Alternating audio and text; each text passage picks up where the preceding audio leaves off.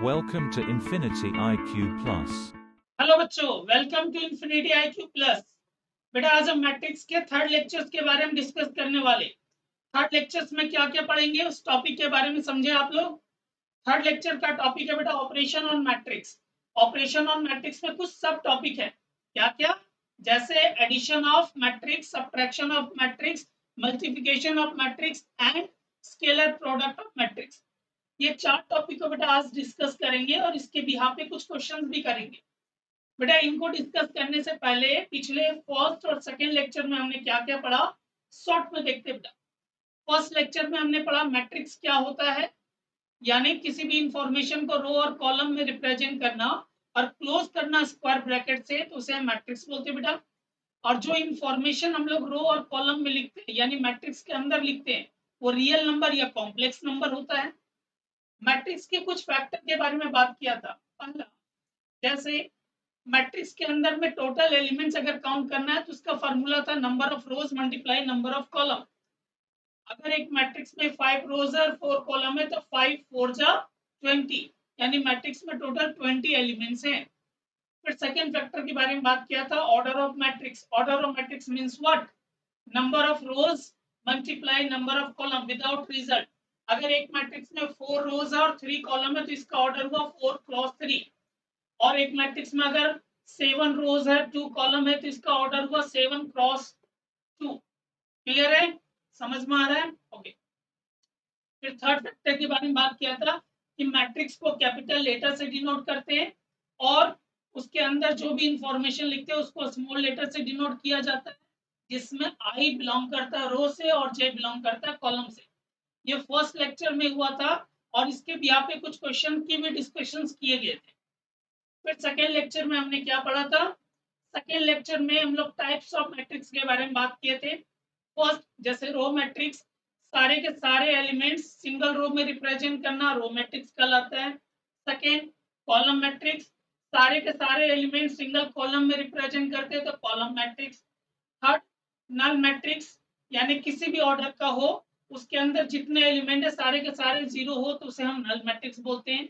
Next, square matrix. Square matrix में बेटा number of रोज और नंबर ऑफ कॉलम सेम होनी चाहिए, तो ऐसे मैट्रिक्स को स्क्वायर मैट्रिक्स कहते हैं। फिर हमने बात किया था upper triangular matrix. Principle of diagonal element को यूज करते हुए उसके नीचे के जितने एलिमेंट है सारे के सारे जीरो होनी चाहिए तो उसे बोलते हैं अपर ट्रायंगुलर मैट्रिक्स। फिर हमने बात किया था lower triangular matrix. Principle of diagonal element के ऊपर के जितने एलिमेंट है सारे के सारे जीरो होनी चाहिए, इसे बोलते हैं लोअर ट्रायंगुलर मैट्रिक्स। और दोनों में, अपर और लोअर में, दोनों नंबर ऑफ रोज और नंबर ऑफ कॉलम सेम होनी चाहिए। फिर हमने बात किया था आइडेंटिटी मैट्रिक्स, जिसमें नंबर ऑफ रोज और नंबर ऑफ कॉलम सेम होगा और diagonal, principle of diagonal element सारे के सारे 1 होंगे, बाकी 0 होंगे, तो इसे हम आइडेंटिटी मैट्रिक्स बोले थे। फिर हमने बात किया था स्केलर मैट्रिक्स, जिसमें प्रिंसिपल ऑफ डायगोनल एलिमेंट सारे इक्वल होंगे एक्सेप्ट 1। 1 नहीं हो सकता, बाकी कुछ भी लिख सकते हो, और बाकी उसमें जितने एलिमेंट है सारे के सारे 0 होंगे। ठीक है, इतने मैट्रिक्स के बारे में डिस्कस किया थी। आज हम लोग बेटे बात करेंगे ऑपरेशन ऑन मैट्रिक्स के बारे में। तो स्टार्ट करते हैं ऑपरेशन ऑन मैट्रिक्स। सबसे पहला ऑपरेशन ऑन मैट्रिक्स में चार टॉपिक कवर अप करेंगे। सबसे फर्स्ट है एडिशन ऑफ मैट्रिक्स, सेकेंड है सब्ट्रैक्शन ऑफ मैट्रिक्स, थर्ड है मल्टीप्लिकेशन ऑफ मैट्रिक्स, फोर्थ है स्केलर प्रोडक्ट ऑफ मैट्रिक्स। आज स्टार्ट करते हैं सबसे पहला एडिशन ऑफ मैट्रिक्स। चलिए बात करते हैं एडिशन ऑफ मैट्रिक्स। देखो, एडिशन ऑफ मैट्रिक्स का मीनिंग क्या हुआ, दो मैट्रिक्स को मुझे ऐड करना है, तो दो मैट्रिक्स को मैं तभी ऐड कर सकता हूं जब उस दोनों मैट्रिक्स का ऑर्डर सेम हो। पहला कंडीशन मैंने आपको बताया। दो मैट्रिक्स को कब ऐड कर सकते हैं, जब उन दोनों का ऑर्डर सेम हो।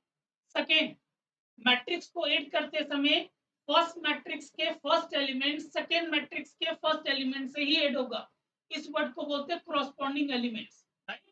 यानी मैंने क्या बोला आपको, कुछ एग्जांपल में बात समझते हैं।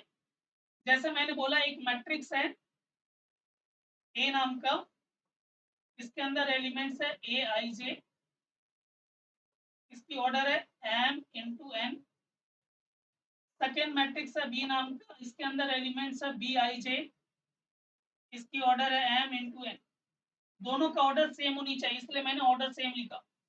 अब आपका क्वेश्चन बोला जाता है कि a प्लस बी कीजिए, तो a प्लस बी करेंगे तो a की वैल्यू क्या है, ए आई जे, ऑर्डर हमारा m into N, plus B आई जे, ऑर्डर हमारा m इंटू एन। अब इन दोनों को ऐड करेंगे तो ऑर्डर कॉमन आया, यानी ए आई जे प्लस बी आई जे, क्या बना, m क्रॉस n। क्लियर हुआ? एग्जांपल देखते हैं। फॉर एग्जांपल फर्स्ट ए नाम का मैट्रिक्स लेते हैं जिसके अंदर एलिमेंट हुआ A11, A12, A21, A22, 2 cross 2 नाम का है। सेकेंड मैट्रिक्स है बी नाम का, B11, B12, B21, B22, 2 cross 2। देखो बेटा, पहला कंडीशन क्या था, दोनों मैट्रिक्स के ऑर्डर सेम होनी चाहिए, तो दोनों का ऑर्डर क्या है, पहला का ऑर्डर है 2 क्रॉस 2 और दूसरा के भी ऑर्डर है 2 क्रॉस 2, दोनों का ऑर्डर सेम। अब इन दोनों को ऐड करो, a plus B equal to, A की वैल्यू लिखिए A11, A12, A21, A22, plus B की वैल्यू क्या है, B11, B12, B21, B22। अब प्लस करते समय फर्स्ट को फर्स्ट से ही प्लस करते हैं, यानी A11 plus B11, next A12 plus B12, next A21 plus B21, next A22 A22 plus B22। ये आपका आंसर हुआ, ऑर्डर लिख दिया 2 क्रॉस 2, A प्लस बी। समझ में आया बच्चे? एक एग्जांपल देते हैं। फॉर एग्जांपल सेट ए में हमारे पास है 1 2 3 4 5 6, सेट बी में हमारे पास है 0 2 4 1 2 1। पहला मैट्रिक्स का ऑर्डर बताओ स्टूडेंट, फर्स्ट मैट्रिक्स का ऑर्डर क्या होगा? ऑर्डर बताते समय रोज और कॉलम लिखते हैं। रो कैसे होता है, हॉरिजॉन्टल इंफॉर्मेशन को रो और वर्टिकल इंफॉर्मेशन को कॉलम। तो बताएं फर्स्ट मैट्रिक्स का हॉरिजॉन्टल 1 2, 2 रोज, कॉलम कितने 1 2 3, 3 कॉलम, इसके 2 रोज एंड 3 कॉलम, दोनों का ऑर्डर सेम है, यानी ये प्लस होगा। तो प्लस करने का condition a plus B 1 2 3 4 5 6 plus B 0 2 4 1 2 1। Plus करते क्या आंसर आ गया, 1 को 0 से प्लस किया 1, 2 को 2 से प्लस किया 4, 3 को 4 से प्लस किया 7, 4 को 1 से प्लस किया 5, 5 को 2 से प्लस किया 7, 6 को 1 से प्लस किया 7। ये हमारा a प्लस बी निकला। इसका ऑर्डर क्या है, 2 रोज एंड 3 कॉलम। समझ में आया आप सभी बच्चों को? मैट्रिक्स में एडिशन कैसे किया जाता है क्लियर है?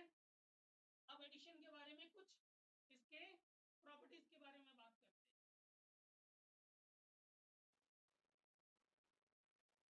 बात करते हैं प्रॉपर्टीज एडिशन ऑफ मैट्रिक्स।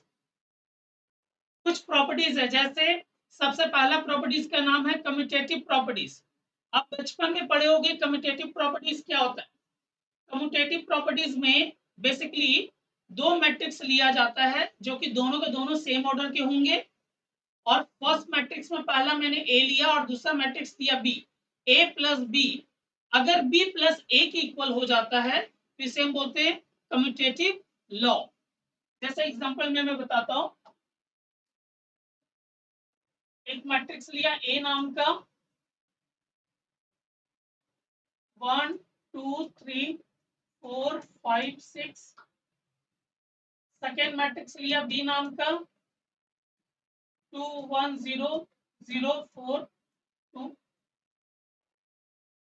आपसे पूछा जा रहा है find first A plus B, second B plus A. इसे हम निकालते हैं।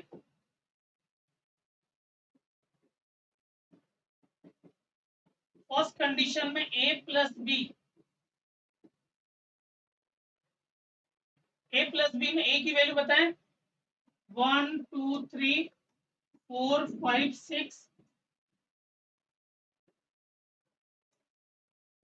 प्लस बी की वैल्यू क्या है 2 1 0 0 4।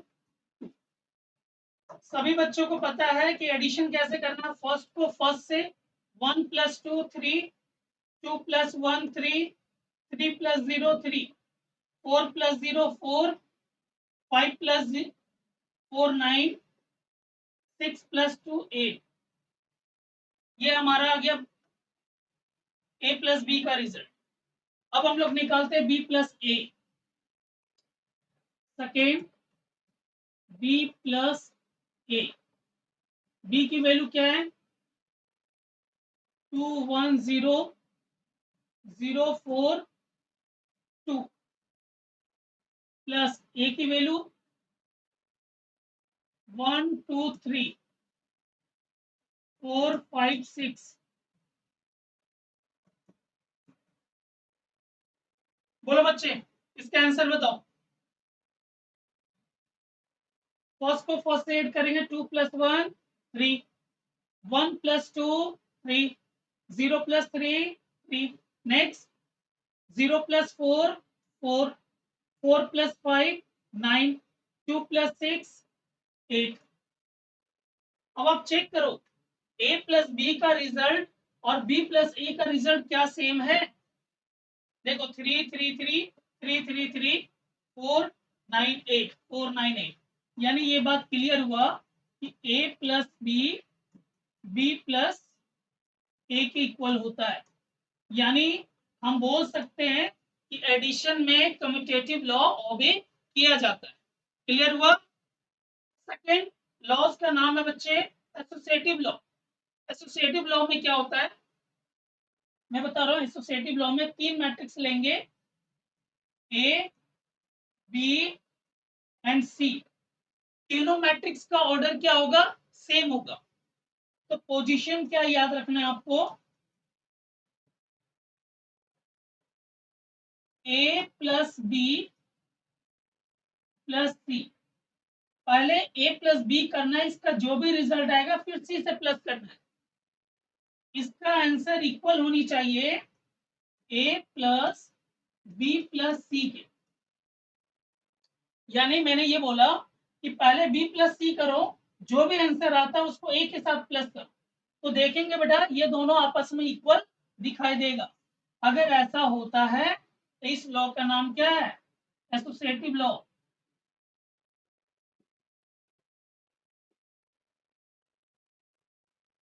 और इस लॉ का नाम क्या था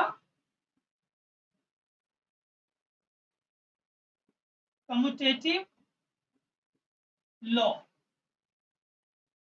होपफुली बच्चे आपको समझ में आ रहा होगा कि क्या समझाया जा रहा है। ठीक है। थर्ड लॉ आता है बेटा existence of matrix.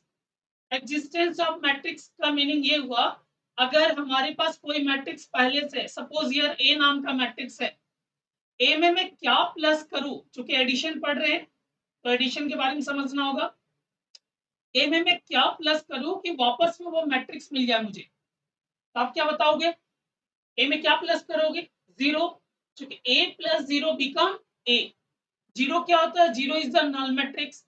Null matrix आपने पढ़ा था जिसके अंदर सारे के सारे एलिमेंट 0 होंगे तो उसे नल मैट्रिक्स बोलते हैं।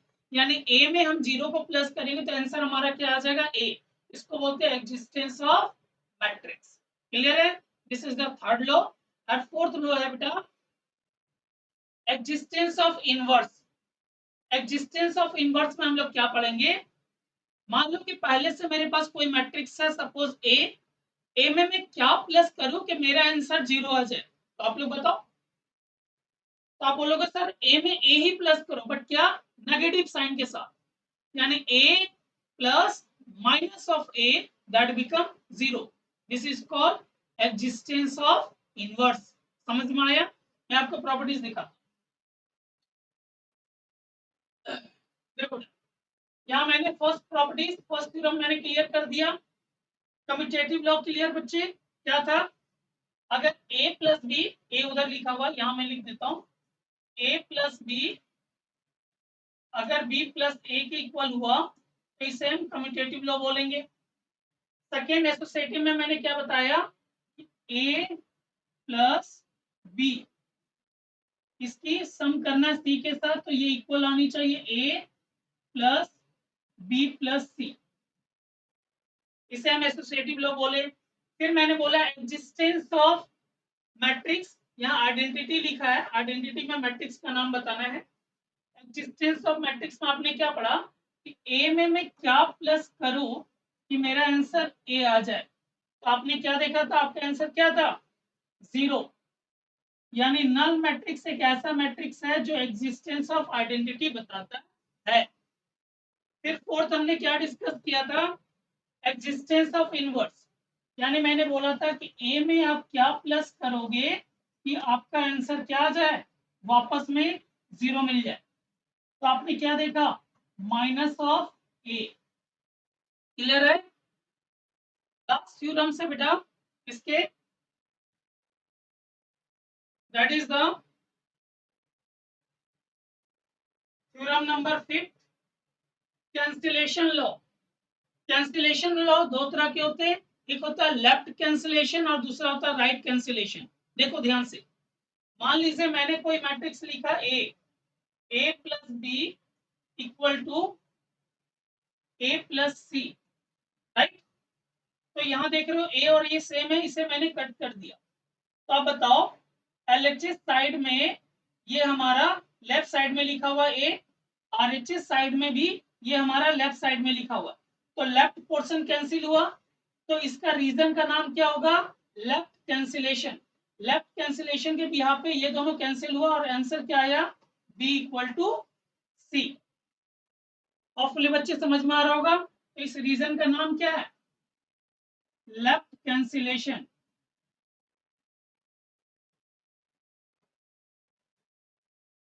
लेफ्ट कैंसिलेशन लो। सेकेंड इसी तरह, सेकेंड में हम लोग क्या पढ़ेंगे, मान लो m प्लस n है equal to p plus n है। यहाँ देखो ये LHS के राइट साइड में लिखा हुआ है, ये RHS के राइट साइड में लिखा हुआ, तो राइट वाला सेम है, कैंसिल कर दिया, तो रिजल्ट क्या बचा, m इक्वल टू p। जो आपने कैंसिल किया वो राइट साइड का कैंसिल किया, तो इस लॉ का नाम क्या होगा, राइट कैंसिलेशन लॉ। समझ में आया? एडिशन क्या होता है, हमने क्या समझा, दो मैट्रिक्स को तभी ऐड कर सकते हैं जब दोनों मैट्रिक्स का ऑर्डर सेम होगा, राइट। तो हमने इसको ऐड कर लिया और उसके करस्पॉन्डिंग एलिमेंट को ऐड किया जाता है। फिर हमने कुछ प्रॉपर्टीज के बारे में बात किया, किसके किसके, commutative law, associative law, existence of identity और एग्जिस्टेंस ऑफ इनवर्स, और next left cancellation and right cancellation. Clear है बच्चे? अब हम बात करते हैं subtraction of matrix. Subtraction of matrix में हम लोग क्या जानेंगे, देखो मैट्रिक्स के सब्ट्रैक्शन सेम होता है जो एडिशन का होता है, यानी मोस्ट ऑफ द कंडीशन, सारे के सारे एडिशन के फुलफिल होते हैं सब्ट्रैक्शन में। कैसे, जैसे दो मैट्रिक्स को अगर सब्ट्रैक्ट करना है तो हम दो मैट्रिक्स को तभी सब्ट्रैक्ट कर पाएंगे जब दोनों मैट्रिक्स का ऑर्डर सेम होगा, तो एडिशन में भी सेम है, एडिशन में भी ऑर्डर सेम होगा तभी एडिशन हो पाता है। उसी तरह सब्ट्रैक्शन में भी ऑर्डर सेम होगा तभी सब्ट्रैक्शन हो पाएगा। बट बेटा जो प्रॉपर्टीज है उसमें चेंजिंग है, यानी कम्यूटेटिव प्रॉपर्टीज, एसोसिएटिव प्रॉपर्टीज, ये सब थोड़ा चेंज है, तो आप लोग ध्यान से देखो समझो।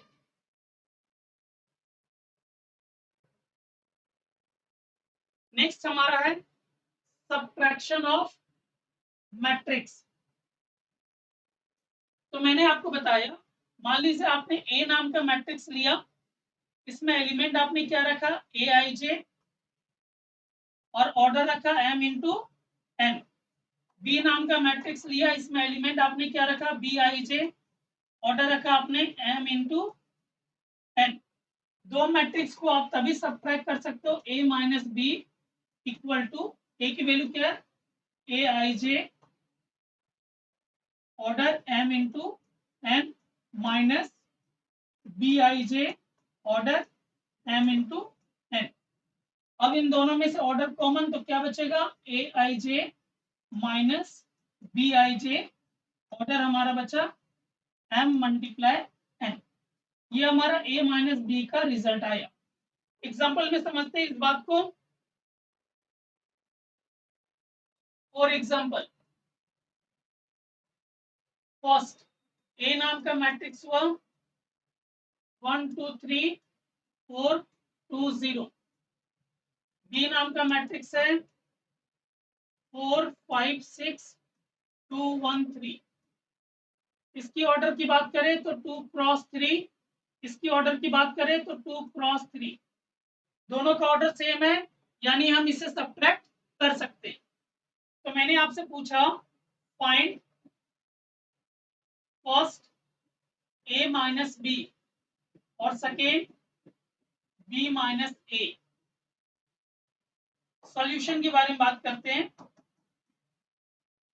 ए माइनस बी में ए की वैल्यू क्या है 1 2 3, बी की वैल्यू 4 2 0 माइनस ए माइनस बी में अब बी 4 5 6 2 1 3। बोलो बेटा, 1 में से 4 को माइनस किया तो बचा -3। देखो ये जो माइनस सिंबल है वो इन सब वैल्यू का है, ये माइनस सारे का है।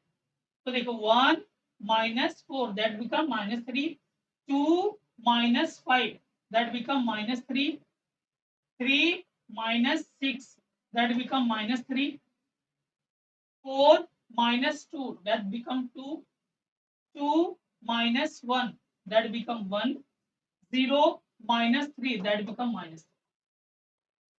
यानी ये हमारा रिजल्ट आ गया a minus B. 2 cross 3, order क्या लिखोगे, 2 क्रॉस 3। समझ में आया। अब नेक्स्ट आप लोग निकाल के दिखाओ। सेकेंड में b माइनस ए। बी में b की वैल्यू लिखो पहले 4 5 6 2 1 3 माइनस ए की वैल्यू लिखिए 1 2 3 4 2 0। क्या आ गया 4 minus 1 3, 5 minus 2 3, 6 minus 3 3, 2 minus 4 -2, 1 minus 2 -1, 3 minus 0। क्या समझ में आया। अब मैं एक बात पूछता हूं आपसे, आप सभी से, क्या ये बताओ कम्यूटेटिव लॉ ऑबे करता है, क्या था कम्यूटेटिव लॉ।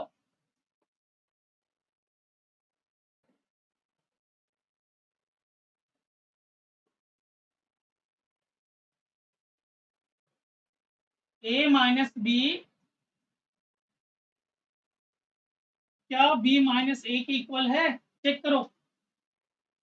ए माइनस बी का रिजल्ट ये और बी माइनस ए का रिजल्ट ये, देखो दोनों इक्वल नहीं है, इसका मतलब ये इक्वल नहीं है।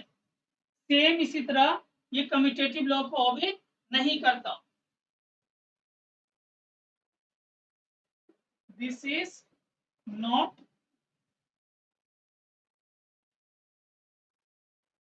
Obey commutative law. सेम इसी तरह इसका एसोसिएटिव लॉ भी ऑबे नहीं करता। क्लियर बच्चे। यानी हम ये बात बोल सकते हैं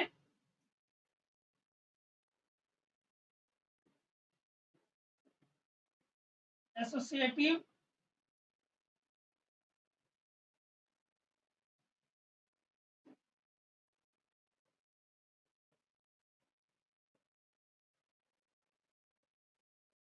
on subtraction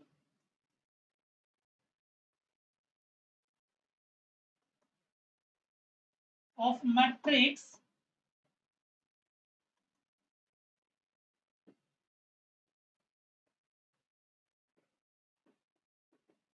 associative law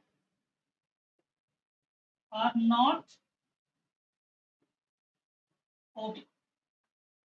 तो एसोसिएटिव लॉ क्या था, आप सभी बच्चे जानते हो कि A माइनस बी का रिजल्ट जो भी है वो सी के साथ किया जाए।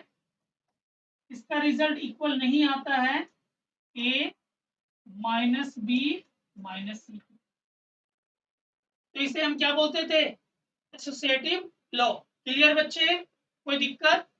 ओके, नेक्स्ट बात करते हैं multiplication of matrix. Multiplication of matrix में थोड़ा डिफरेंट है, जो आप लोग बचपन से सीखते आ रहे हो उससे थोड़ा डिफरेंट है, बट इजी है। ठीक है, ध्यान से समझना। देखो, दो मैट्रिक्स को मल्टीप्लाई हम तभी कर सकते हैं जब फर्स्ट मैट्रिक्स का कॉलम और सेकेंड मैट्रिक्स का रो इक्वल हो। मैंने क्या बोला, रखे ध्यान में, दो मैट्रिक्स को मैं तभी मल्टीप्लाई कर सकता हूं जब फर्स्ट मैट्रिक्स का कॉलम और सेकेंड मैट्रिक्स का रो इक्वल हो। ठीक है, चेक करो, देखो मैं क्या बोल रहा हूं, ध्यान से सुनो। मैट्रिक्स है ए नाम का, इसके अंदर एलिमेंट है ए आई जे। ठीक है, ऑर्डर में लिख रहा हूं m into N. Second matrix है बी, इसके अंदर एलिमेंट है बी आई जे, इसकी ऑर्डर लिख रहा हूं मैं n इंटू पी। मैंने आपसे बोला a मल्टीप्लाई बी, ए और बी को मल्टीप्लाई करो, तो ए की वैल्यू क्या है, ए आई जे, इसकी ऑर्डर बताओ m into n multiply b आई जे, इसकी ऑर्डर बताओ n इंटू पी। तो बेटे आप मुझे समझाओ, क्या मैंने आपको बताया था, दो मैट्रिक्स को कब मल्टीप्लाई कर सकते हैं, जब फर्स्ट मैट्रिक्स का कॉलम और सेकेंड मैट्रिक्स का रो इक्वल हो। चेक करो, फर्स्ट मैट्रिक्स का कॉलम और सेकेंड मैट्रिक्स का रो आपस में क्या हो, इक्वल हो।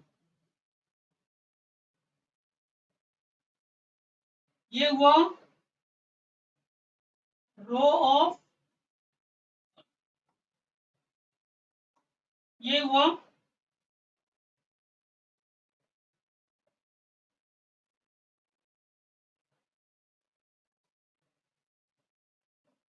कॉलम ऑफ सेकेंड मैट्रिक्स,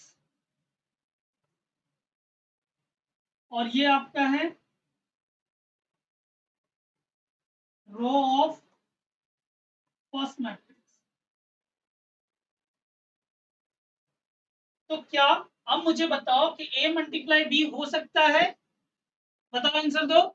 हाँ, हो सकता है, क्यों, क्योंकि फर्स्ट मैट्रिक्स का कॉलम और सेकेंड मैट्रिक्स का रो इक्वल है, ये भी n है और ये भी n है, यानी ये दोनों मल्टीप्लाई होगा। मल्टीप्लाई होने के बाद आंसर क्या आएगा, ए आई जे मल्टीप्लाई बी आई जे, ये आंसर आ गया। अब आंसर आने के बाद जब इसका ऑर्डर लिखते हैं, तो ऑर्डर लिखने का तरीका क्या है, फर्स्ट मैट्रिक्स का रो, यानी फर्स्ट मैट्रिक्स का रो क्या है m, और सेकेंड मैट्रिक्स का कॉलम, सेकेंड मैट्रिक्स का कॉलम क्या है p। ये हुआ इसका आंसर। समझ में आया बेटे, ये मल्टीप्लाई का रूल क्लियर, यानी रो को कॉलम से मल्टीप्लाई किया जाता है, ये बात समझ में आया। देखो बात समझो, यहाँ पे एक एग्जांपल देता हूं। फॉर एग्जांपल, ए नाम का मैट्रिक्स है जिसके पास है 1 2 3। ठीक है, बी नाम का मैट्रिक्स है जिसके पास है 2 4 6। अब क्या ये दोनों मल्टीप्लाई होगा, आपसे पूछा जाता find A multiply B. Check करते हैं, पहले इसका ऑर्डर बताओ, ऑर्डर लिखो। रो कितना है 1, कॉलम कितना है 1 2 3। इसमें रो कितने हैं 1 2 3, कॉलम कितने 1। मल्टीप्लाई करने का रूल क्या था, फर्स्ट मैट्रिक्स का कॉलम और सेकेंड मैट्रिक्स का रो इक्वल होनी चाहिए। तो फर्स्ट मैट्रिक्स का कॉलम क्या है 3 और सेकेंड मैट्रिक्स का रो क्या है 3, दोनों आपस में इक्वल है, यानी ये दोनों मल्टीप्लाई होगा। मल्टीप्लाई करना, ए की वैल्यू लिखो 1 2 3, फिर बी की वैल्यू लिखो 2 4 6 और मल्टीप्लाई करते हैं। आंसर क्या आ रहा है देखो ध्यान से, रो को कॉलम से मल्टीप्लाई करना है, तो रो के फर्स्ट एलिमेंट कॉलम के फर्स्ट एलिमेंट से मल्टीप्लाई होगा, यानी 1 मल्टीप्लाई 2, फिर प्लस, क्योंकि रो में सेकेंड भी एलिमेंट है इसलिए प्लस डाल रहा हूं, फिर सेकेंड एलिमेंट सेकेंड से मल्टीप्लाई होगा, फर्स्ट फर्स्ट से मल्टीप्लाई हुआ, अब ये किसी से नहीं होगा, सेकेंड सेकेंड से, यानी 2 मल्टीप्लाई 4, प्लस थर्ड थर्ड से 3 मल्टीप्लाई 6। मैट्रिक्स क्लोज करता हूं। अब इसका आंसर क्या आया बताओ, 2 into 1 2, plus 2 into 4 8, plus 6 into 3 18। अब प्लस करके बताओ कितना हो गया 28। अब ऑर्डर कैसे लिखते हैं, फर्स्ट मैट्रिक्स का रो और सेकेंड मैट्रिक्स का कॉलम, यानी 1 क्रॉस 1। समझ में आया बेटा, आपने क्या सीखा, समझ में आया मल्टीप्लाई कैसे करना है, क्लियर है सभी बच्चों को। और एग्जांपल के बारे में बात करते हैं। फॉर एग्जांपल नंबर 2, ए नाम का मैट्रिक्स है जिसके अंदर एलिमेंट मैंने लिखा A11 A12 A13, A21 A22 A23। Order बताओ, 1 row 2 row 2 row and 1 2 3 column. Second matrix है बी नाम का, B11 B12।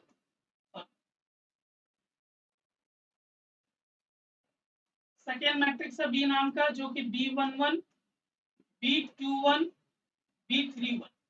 इसमें ऑर्डर बताओ, रो कितने 1 2 3, कॉलम कितने 1। मैं आपसे पूछ रहा हूं find first A multiply B, करके दिखाओ। A मल्टीप्लाई B, ए की वैल्यू लिखो, पहले चेक करके मुझे बताओ क्या ये मल्टीप्लाई होगा, क्या कंडीशन था मल्टीप्लाई करने का बताओ। फर्स्ट मैट्रिक्स का कॉलम, फर्स्ट मैट्रिक्स का कॉलम क्या है 3 और सेकेंड मैट्रिक्स का रो, रो क्या है 3, दोनों सेम है, अगर सेम है तो ये मल्टीप्लाई होगा।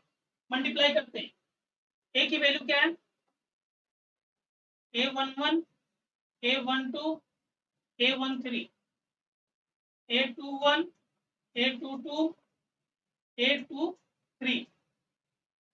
Second B11 B21 B31।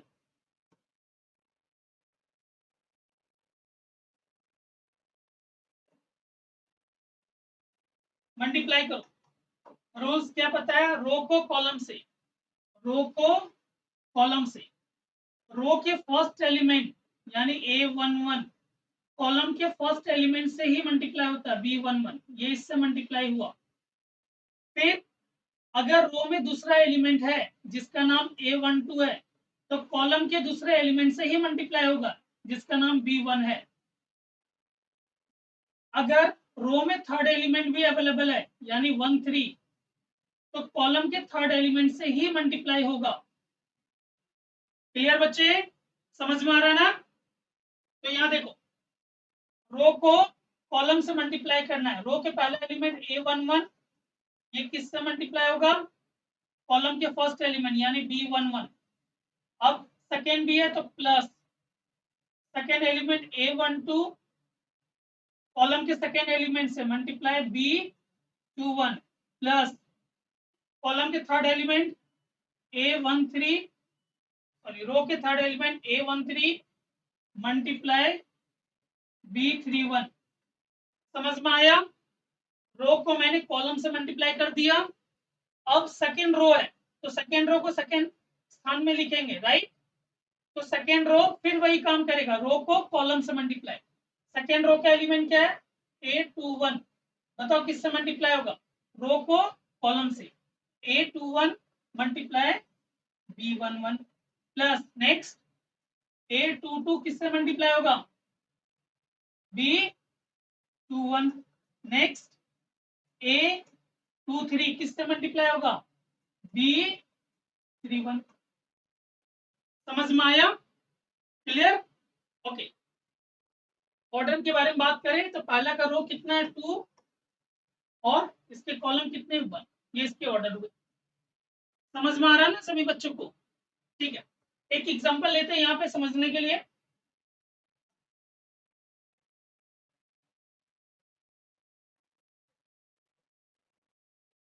ए नाम का मैट्रिक्स है 1 2 3 4 5 6 2 1 0।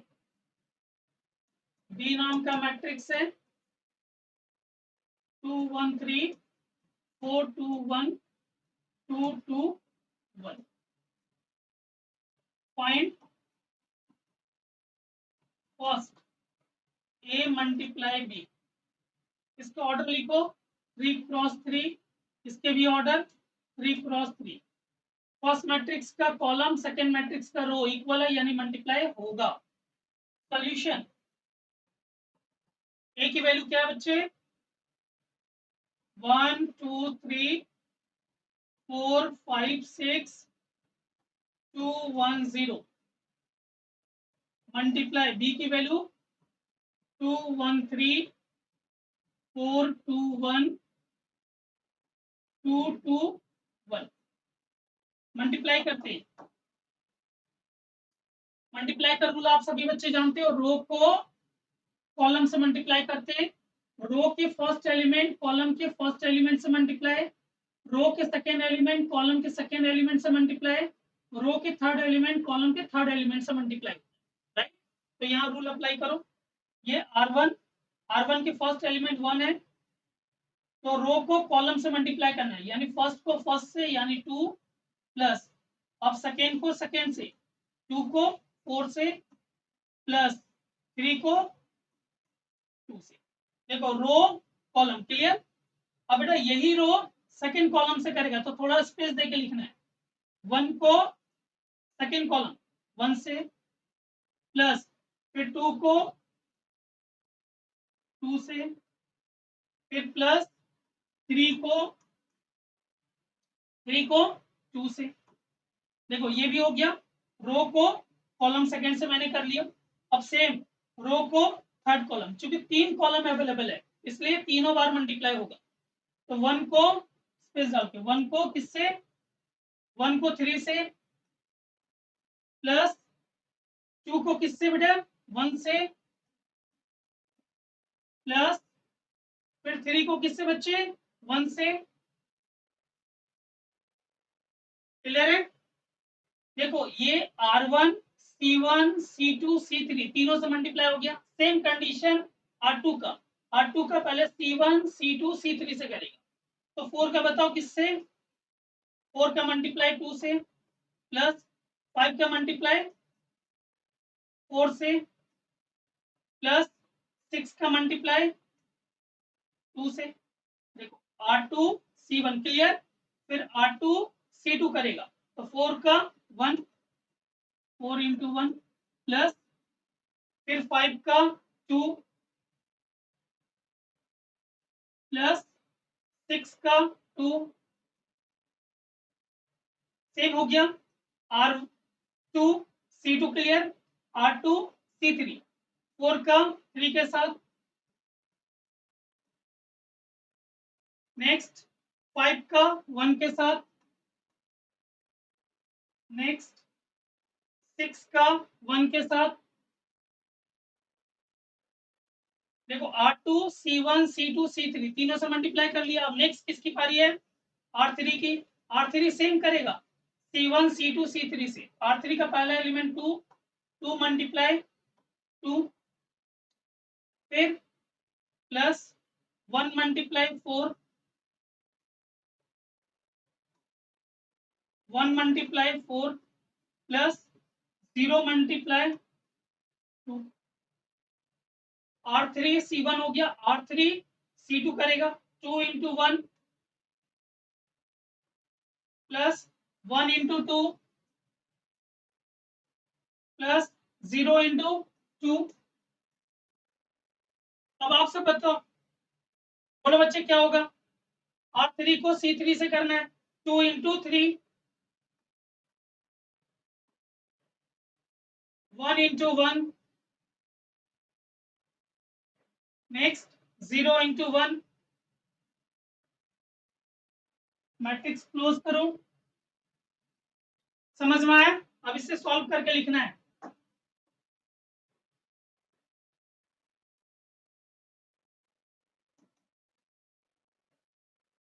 One into two, 2 plus 2 into 4, 8 plus 3 into 6, 1 into 1, 1 plus 4 plus 6। Next बताओ बेटे, 3 plus 2 plus 3, next 8 plus 20 plus 12, next 4 plus 10 plus 12, next 12 plus 5 plus 6, next 4 plus 4 plus 0 multiply 2 क्या होगा? 0। 2 into 1, 2 plus 0, 6 plus 1 plus 0। अब बताओ plus करके क्या क्या answer आ रहा है? 8 टू 10, 6, 16। अगला बताओ, 6 4 10, 1 11। नेक्स्ट बताओ 8, next 20, 10, 30, 40, next 26, next 23, next 8, next 4, next 7। Order बताओ 3 क्रॉस 3। ये आपका आ गया A मल्टीप्लाई B। होपफुली बच्चे सभी को समझ में आया होगा मल्टीप्लाई कैसे करना है। क्लियर है? अब इसकी प्रॉपर्टीज के बारे में बात करते हैं। बेटा जिन बच्चों को समझ में नहीं आया ना, वो प्रैक्टिस करेंगे, वीडियो को देख देख के बार बार देखेंगे, बार बार प्रैक्टिस करेंगे, तो आपको मल्टीप्लाई क्लियर हो जाएगा। क्लियर? अब बात करेंगे properties of multiplication of matrix. सबसे पहला मैं आपसे पूछता हूं, क्या ये कम्यूटेटिव लॉ को ओबे करता है? बोलो। यानी A मल्टीप्लाई B, क्या B मल्टीप्लाई A इक्वल आ सकता है? आंसर है नो। 99% चांसेस ऐसा होता है कि इक्वल नहीं आता, 1% चांसेस है कि इक्वल आ जाएगा। कुछ ऐसे एग्जांपल बनाए जाते हैं, ठीक है, बट इसका आंसर नो आप लिखिएगा। A मल्टीप्लाई B और B मल्टीप्लाई A इक्वल नहीं आता, ठीक है, बट एसोसिएटिव लॉ ओबे करता है इसमें। क्लियर है? ठीक है, बात करते हैं कुछ प्रॉपर्टीज के बारे में। सबसे पहला थ्योरम नंबर 1 में हमने क्या बताया आपको कि ये कम्यूटेटिव लॉ को ओबे नहीं करता, जनरली नहीं ओबे करता, कभी कभी हो जाता है, कभी कभी को नहीं लिया जाता है। A मल्टीप्लाई B और B मल्टीप्लाई A इक्वल नहीं होता, यानी कम्यूटेटिव लॉ ओबे नहीं करता, बट एसोसिएटिव लॉ इसमें ओबे करता है।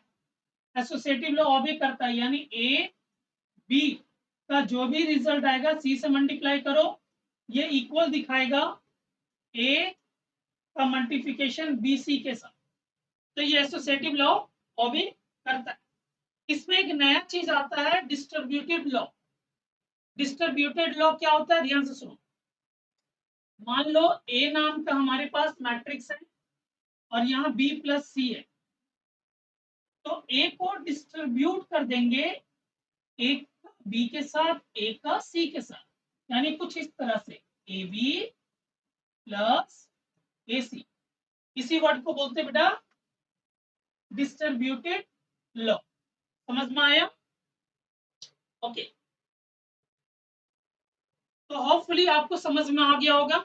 एक नोट करके ना कुछ बात को समझना, नोट करके मैंने क्या बोला, अगर आइडेंटिटी मैट्रिक्स से किसी भी नंबर को स्केलर क्वांटिटीज को मल्टीप्लाई करते हैं तो वो स्केलर क्वांटिटीज आ जाते हैं, ठीक है। यानी आइडेंटिटी मैट्रिक्स किसी भी ऑर्डर का हो, सपोज यार ये है 1001 और मैंने इसमें 3 मल्टीप्लाई किया तो ये बन जाएगा 3003, तो इसी को 3 भी बोला जाता है। क्लियर है, समझ में आ गया। दूसरी बात, सेकेंड अगर मैं पॉइंट के बारे में बात करूं, सेकेंड पॉइंट के बारे में बात करूं तो मान लीजिए अगर मैंने बोला कि a multiply I that become, बोलो a, मैंने बोला b multiply I that become b, मैंने बोला ab multiply I that become ab। समझ पाए, क्लियर है, ओके। कभी कभी आपसे ऐसा क्वेश्चन पूछा जा सकता है, ए नाम का मैट्रिक्स आपके पास 2 1 3 4 5 6, बी नाम का मैट्रिक्स आपके पास 2 3 0 1 2 1, आपसे पूछा गया find 4 times of A minus twice of B. इसका मीनिंग ये हुआ सॉल्यूशन में 4, ए की वैल्यू क्या है 213 और 4 5 6 minus twice of B, B की वैल्यू क्या है 230 121। बोलो बेटा, ये जो 4 है वो सभी से मल्टीप्लाई करेगा, इसी को बोला जाता है स्केलर प्रोडक्ट ऑफ मल्टीप्लिकेशन। जो नेक्स्ट आपका टॉपिक करवाना था स्केलर प्रोडक्ट ऑफ मल्टीप्लिकेशन, उसमें यही आप पढ़ेंगे कि ये 4 कोई नंबर है जो सबसे मल्टीप्लाई करता है मैट्रिक्स के एलिमेंट से। तो 4 मल्टीप्लाई किया 8 बना, 4 बना 12 बना, नेक्स्ट 16 बना, 20 बना और 24 बना, माइनस ये 2 सबसे करेगा 4 6 0 2 4। अब आप सभी बच्चे जानते हो कि माइनस कैसे करना है, 8 minus 4 that become 4, 4 minus 6 that become 2, 12 minus 0 that become 12, next 16 minus 2 that become 14, 20 minus 4 that become 16, 24 minus 2 that become 22। Clear है बच्चे, समझ में आ गया 4a माइनस 2b का आंसर, ओके। ऑर्डर अगर हम लिखते हैं तो क्या लिखेंगे 2 क्रॉस, क्लियर है, ओके। अगली क्लास में कुछ क्वेश्चंस के बारे में डिस्कशंस करेंगे, जो हमने आज टॉपिक पढ़ा इस पे कुछ क्वेश्चंस के बारे में बात करेंगे, ठीक है। तो अगली क्लास में बेटा क्वेश्चंस की प्रैक्टिस करेंगे हम लोग, multiplication of matrix, addition of matrix और सब्ट्रैक्शन ऑफ मैट्रिक्स, इनके बारे में आप खुद से पढ़ कर आएंगे, वीडियो देख कर आएंगे, अच्छे से समझ के आएंगे, ठीक है। अगली क्लास में क्वेश्चन की प्रैक्टिस करेंगे तो और अच्छे से समझ में आएगा। Thank you. Follow and subscribe us for more.